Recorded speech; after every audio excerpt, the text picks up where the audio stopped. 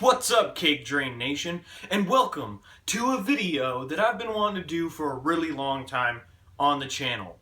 Movie reviews. That's right, we said in our precursor Super CakeDrain Show episode that we would be doing all types of reviews, and the first review is going to be, if you can guess, Batman vs. Superman: Dawn of Justice. I'm going to be giving my take on this really great movie. And I just want to preface that with a couple of things. Don't listen to movie critics. I mean, do your research on movies, but really it all boils down to your opinion. A lot of times I read movie reviews a lot just because I want to see things from other people's perspective, and I think that getting a rounded perspective on art in general really helps you analyze it for yourself, which is the most important part. It doesn't matter if everybody gives it good reviews, and you could hate it or you could like it. It doesn't matter if if a majority of people give bad reviews. You could hate it or you could like it. And reviewing a movie is more complicated than personal taste, and it's even more complicated than just judging things based off of filmmaking guidelines and basics like that. So I just want to preface everything by saying we live in a cinematic superhero world very much ran or ruled by the Marvel Cinematic Universe. Every superhero movie that comes out is judged based on those movies. It's almost as if film critics and people in the film world use the Marvel Cinematic Universe movies as like their measuring stick for how good is this superhero movie. And I get why people do that, because the Marvel Cinematic Universe movies they're good. They're really good.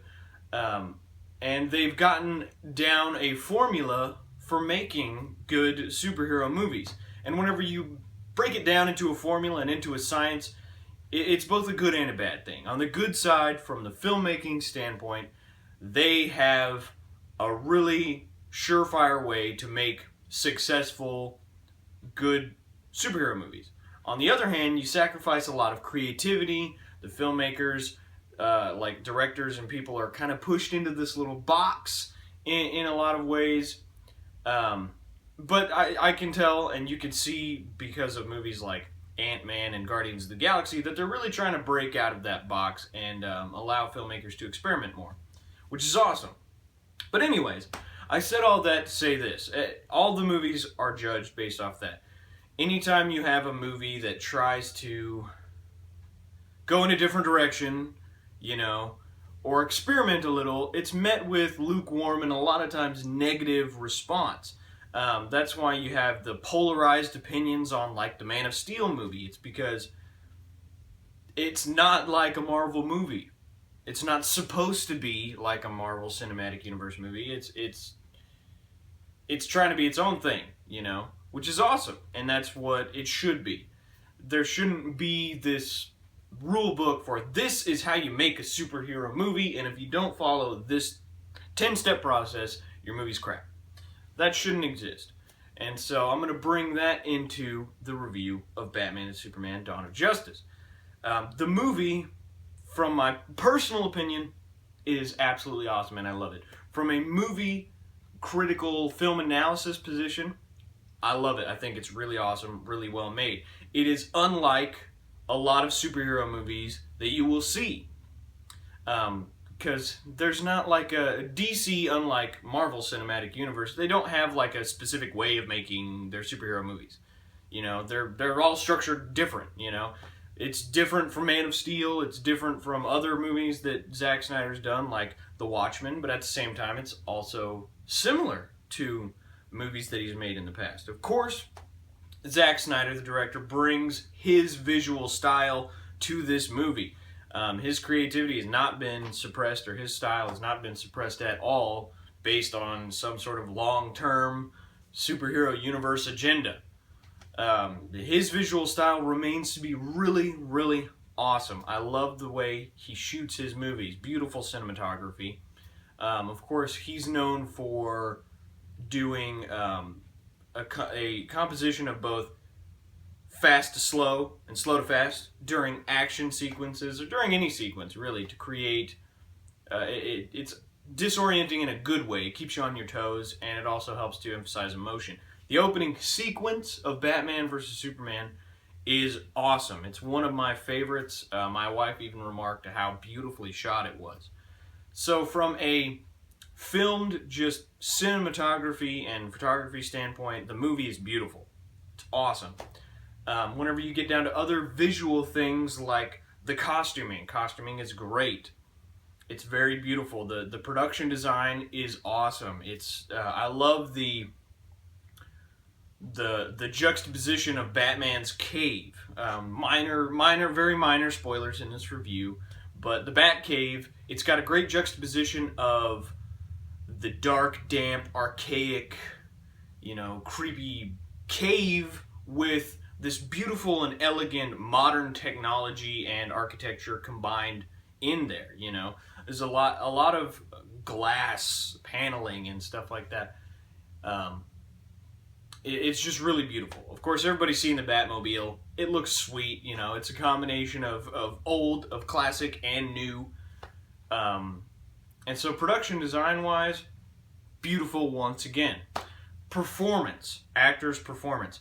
I think everybody did a great job. A lot of people remarked that Ben Affleck is their favorite Batman now. Like, he's the definitive on-screen Batman. I think he does a really good job of portraying a more emotionally unstable, a darker, more brooding Batman that we're used to in a lot of fiction. The Batman animated series Batman was very much like that, as well as the Frank Miller Batman, Dark Knight Returns and things like that, which was, and they've stated this before, that was a big inspiration for a lot of the elements to this movie. And if you haven't seen the animated adaptation of that graphic novel, Batman The Dark Knight Returns, go and watch it. It's an amazing movie experience. And read the graphic novel, for that matter. But anyways, also, so Ben Affleck, I thought he did a great job. He did a great job of bringing Bruce Wayne and Batman together in sort of a marriage of character. In a lot of movies, they're very separate entities. But in this one, they're not. It's awesome how they're kind of blended seamlessly. Bruce Wayne is Batman. Batman is Bruce Wayne. It's not... There's less of an alter ego thing and more of a, him battling his inner demons. Henry Cavill as Superman, great as usual. He's got a nice face. You want to love this guy. You want to believe in him. You want to root for him. You could tell that he plays this character that genuinely wants to do good and who's going through a really rough time now, but it's good. He did a great job. Gal Gadot, of course, is Wonder Woman, everybody's favorite. I mean, let's be honest, Batman vs. Superman, Wonder Woman wins. That's not a spoiler. Wonder Woman's just awesome. She did a great job as a very mysterious, intriguing character. Jesse Eisenberg as Lex Luthor, in my opinion, stole the show. If there's an Oscar-worthy performance in that movie, it's definitely his performance as Lex Luthor. I mean, we're talking about a cuckoo, crazy, mad scientist guy, portrayed really, really well. Haters are gonna hate. I know he got a lot of backlash. Oh, well, Lex is supposed to be like this big, buff dude and stuff like that, and it's like, whatever. It doesn't matter. Because I know he's portrayed a lot in animated stuff as this, this big authoritative figure. But I like the way Jesse Eisenberg portrayed Lex as less as just a narcissistic businessman and more of a crazy mad scientist. And so I think he did a great job. Lawrence Fishburne, he did a great job in the movie as well. Great performances all around. I really enjoyed the actors and their portrayal of these awesome classic characters. Going deeper into the film, the story of it, I was put off by some of the reviews I read saying that, the story was convoluted or it was overcomplicated or whatever. And after watching it, I have to say that the story is not convoluted and it's not overcomplicated by any means. It's really, it's a pretty straightforward plot. It's not too simple and it's not so overly complicated that you're like, well, what are they trying to do? Are they trying to compensate for something? No, it's not like that at all. It's one of those developmental plots. You kind of confused at the beginning, but things are made known as you progress. So it's more of an immersive experience rather than watching it from the outside, saying, "Oh, okay, I see how this is all going to unfold."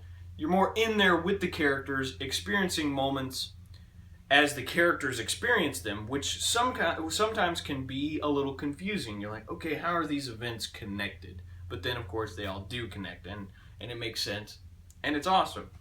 I really love how a lot of themes were carried over from Man of Steel into this movie, but developed more, raising a lot of big philosophical and theological questions for people to really internalize and contemplate. Because, of course, on CakeDrain here, we're Christians, we believe in God, and so it's really awesome to see a movie that's not afraid to ask those big questions, and depict characters and heroes as people might really depict them in real life. If Superman really existed, a lot of people would maybe think that he's the Messiah or that he's God or that he's the Antichrist or something terrible or great or whatever. And so it gets you really thinking about all these questions, which is a good thing. It raises a lot of big questions for people to answer themselves. And I think that's a quality of some of the best movies out there. The best movies do not tell you what to think. The best movies encourage you to think for yourself and come up with your own ideas and your own opinions and really, really ask yourself the big questions and seek the answers for yourself. So, overall, all the things considered, I thought that it was an amazing movie experience. It's a superhero movie unlike most. It's not like a Marvel movie. If you expect it to be structured like it, or if you go into it expecting a Marvel-esque experience, you're gonna be thrown off. I think that was why a lot of people, or a lot of film critics, wrote negative to lukewarm reviews or whatever, is because they expected something structured like a Marvel movie, or they used Marvel Cinematic Universe as their measuring stick for this movie, and that, of course, will totally skew how you're viewing the movie, and it's unfair judgment and unfair critiquing, because it's not supposed to be, like those movies. It's not trying to be. It doesn't want to be like those movies. It's its own experience entirely. So, not bashing Marvel or any one side of it. All I'm saying is, take in this movie as its own thing. Experience it as it's meant to be experienced, and experience it for yourself and make your own opinions.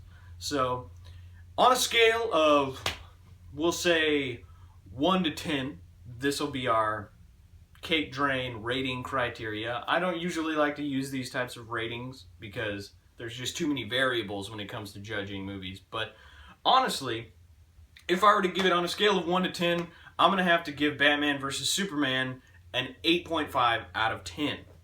That's right, it's a way good movie. Easily as good as the Christopher Nolan Batman movies. Maybe not as good as The Dark Knight, because, a lot of people agree that is the greatest superhero movie of all time.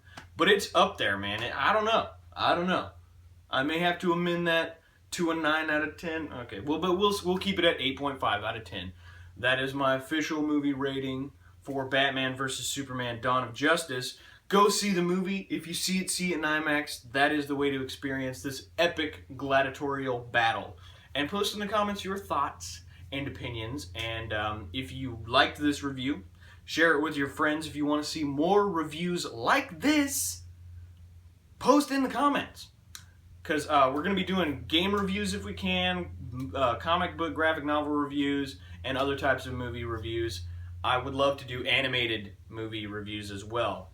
The DC animated movies are great. Go and watch those as well, alright? Thanks for watching, guys. Peace out. And remember, brew!